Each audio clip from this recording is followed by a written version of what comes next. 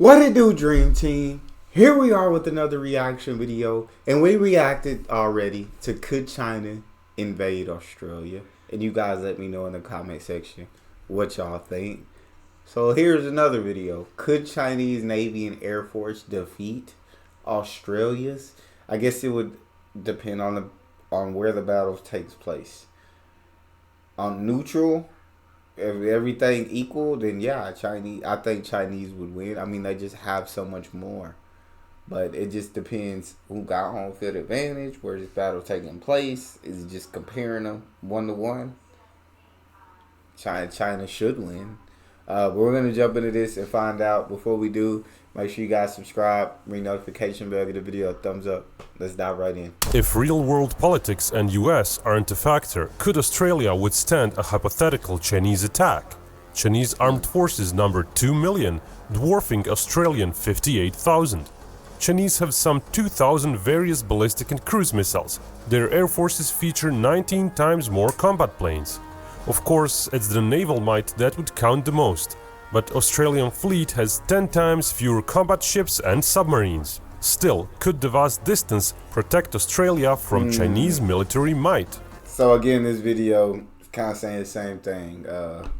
If China were to come to Australia and attack, then that's where China would face their problems. That's where the problems would arise for China. Like I said, if it was neutral battleground, China should win. They have so much more. But with them having to make that trip all the way to Australia, and then I mean, when you're saying China versus Australia, you can't just really compare China and Australia, because Australia has allies that, of course, are going to come to its aid if China tried anything.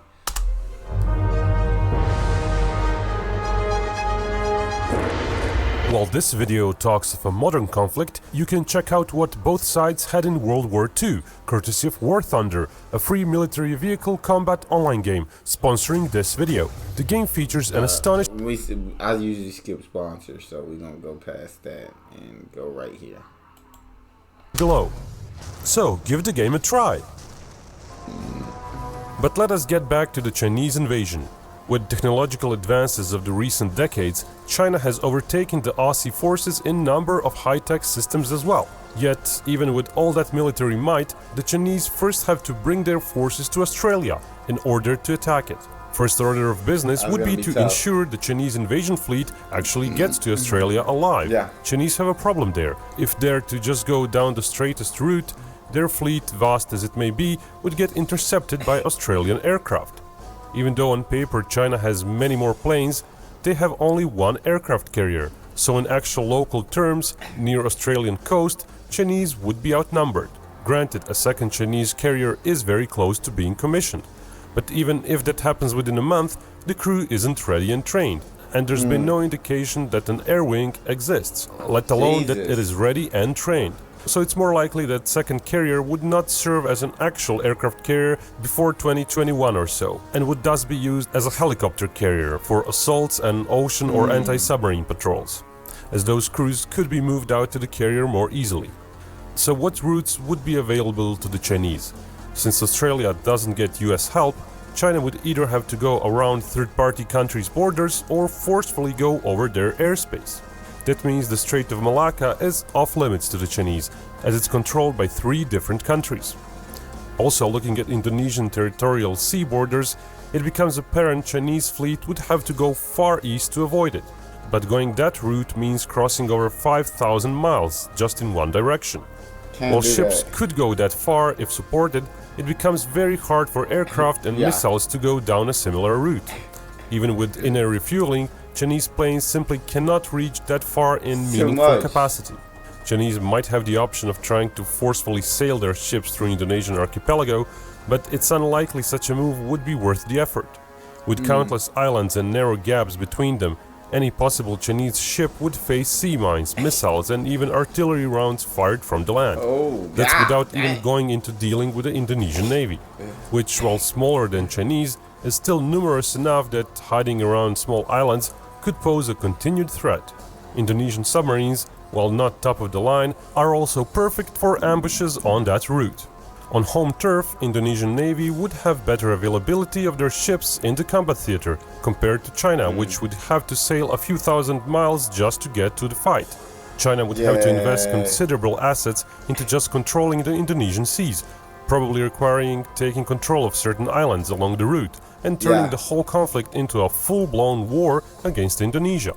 They'd have to. Yeah, I guess that'd be your first step. They'd have to take over Indonesia so they could be able to be at a place close enough that they could get all their equipment as far as ships and planes and jets and all of that there. But I think the problem is if they were to attack Indonesia, then I think Australia would know they were up next, and so would Australia's allies, and they would come to their defense, and then China would be they'd lose. So when it comes to having to make the trip to Australia, the geography just defeats China. It won't allow China to win that war, to win that conflict. But again, if it was like they met halfway, of course we know who's gonna win. But with them having to go to Australia, just ain't possible. And that's besides all the ridiculous animals that live in Australia. And in order to sustain the invasion of Australia, such routes would have to be kept secure for over a year or more, taking up dozens of ships and hundreds of aircraft that could otherwise be used against Australia. What would be doable for China, though, is forcing their way over Indonesian airspace. That would shorten the distance their bombers and missiles need to cross. Indonesian air defenses are a modest threat to the Chinese. While most of the air defense assets are shoulder-launched SAMs that can't reach the altitudes the Chinese would fly at, a few ships and land batteries could pose some threat. Then again, with a huge area of Indonesia, it's unlikely many Chinese planes would get to fly over those SAMs. A more serious threat would be Indonesian Air Force. It numbers some 40 proper fighters and several dozen trainer-class planes. The latter might pose some threat against patrol planes and transport planes, which Chinese would have to use a lot. Indonesia would have several routes to defend over a large area, so it's likely Chinese incursions would never be threatened by more than a dozen or two planes. China has a vast fleet of satellites that could somewhat monitor the relocations of Indonesian air forces.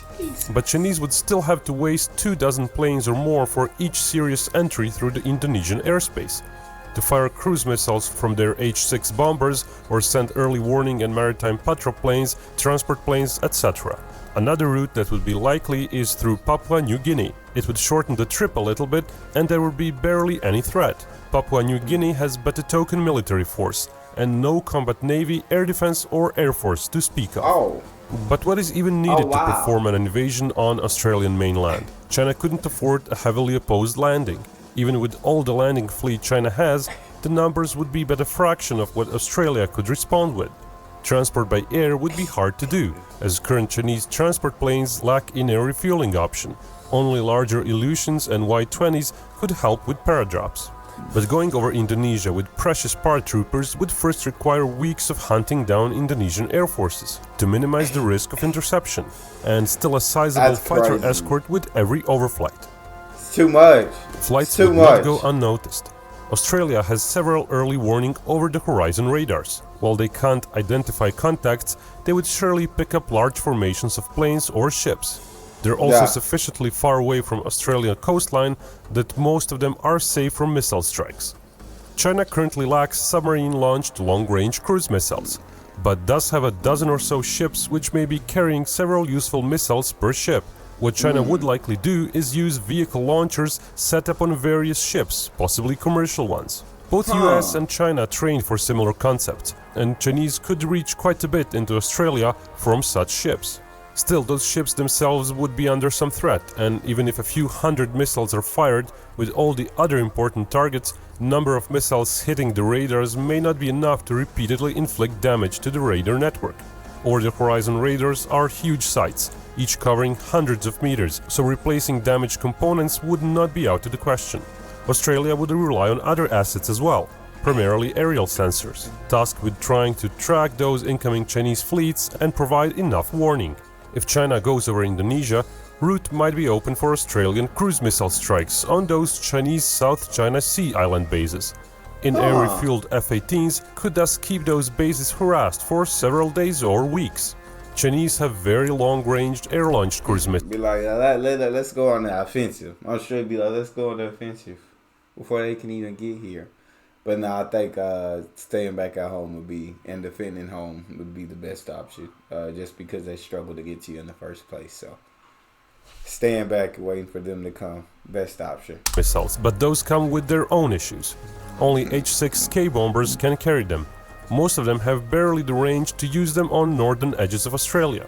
There's a very small number of H-6 bombers in active service that can receive fuel in air, so Chinese could not perform a rain of missiles on multitude of targets at once.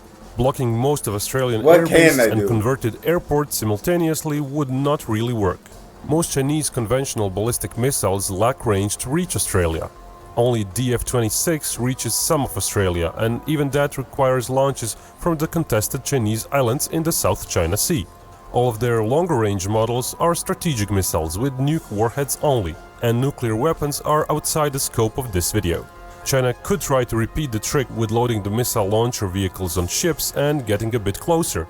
China would also very much go for all the distant Australian islands, as those can act as aircraft bases, means to get more fighter planes than Australia in the region. And once that happens, Chinese Navy might slowly inch towards Australian coast. While there are many islands out there, 3 are particularly interesting, as they are far away from Australia, so Aussies would need a lot of resources to protect them, yet they offer favorable landscape and existing infrastructure. Chinese would likely try a two-pronged approach. Coco and Christmas Islands might see ballistic missile strikes and limited cruise missile strikes, coupled with strikes by short-range land attack missiles from nuclear submarines. Going all around Australia with slow conventional subs that hold limited supplies is a no-go.